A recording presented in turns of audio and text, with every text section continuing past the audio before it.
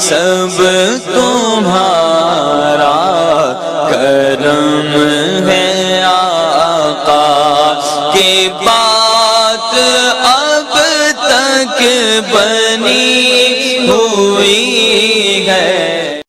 اعوذ باللہ من الشیطان الرجیم، بسم اللہ الرحمن الرحیم۔ السلام علیکم ورحمۃ اللہ وبرکاتہ۔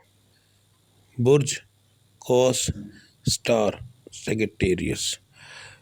سب سے پہلے دو اہم اور ضروری باتیں کہ جو میں ہارس کو بتاتا ہوں یہ عام لوگوں کے لیے ہے۔ جن لوگوں پر جادو ٹونے کا یا نظر بد کا مسئلہ ہوگا ان کے حالات یکسر مختلف ہوں گے۔ نمبر 2، آپ کے سٹار کا صدقہ اور پڑھائی ویڈیو کے اینڈ میں موجود ہے، لازمی دیکھ لیجئے گا۔ سب سے پہلے بات کریں گے بزنس مین حضرات کی۔ ایک فیکٹری اونر سے لے کر ریڈی والے تک جو بندہ چیز لیتا ہے بیچتا ہے وہ بزنس مین کی کیٹیگری میں آتا ہے۔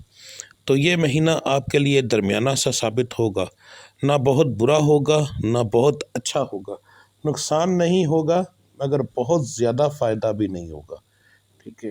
تو یہ ایک درمیانہ سا اوسط ایک مہینہ ہوگا اور سمجھ لے کہ آئے گا گزر جائے گا۔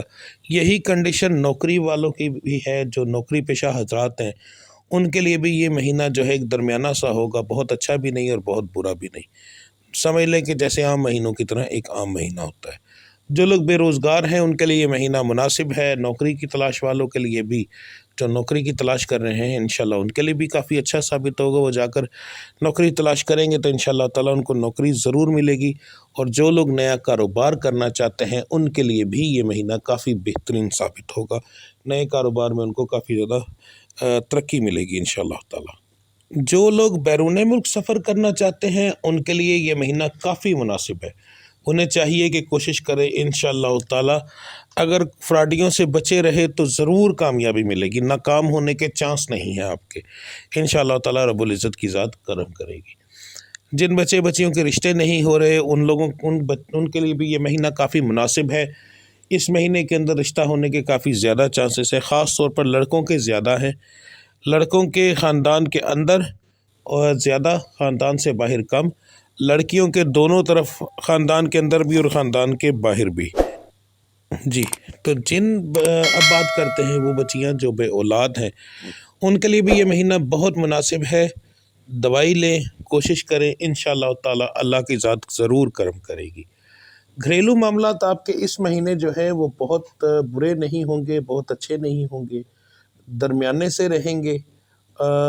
کچھ معاملات آپ کے بگڑیں گے الٹا، مثلا سمجھ لیں کہ کسی تیسرے بندے کی وجہ سے آپ کے گھر میں لڑائی پڑ سکتی ہے، اس سے آپ بچیں تو زیادہ بہتر ہے۔ کچھ مہمانوں کی وجہ سے آپ کو ایکسٹرا خرچہ پڑ سکتا ہے، اور بچوں کے معاملات کے اندر آ کر آپ کو پریشانی بن سکتی ہے، یعنی کہ بچوں کے اندر بیماری کا مسئلہ بن سکتا ہے۔ تو صدقہ وغیرہ دیں تو انشاءاللہ وہ بہتر رہیں گے۔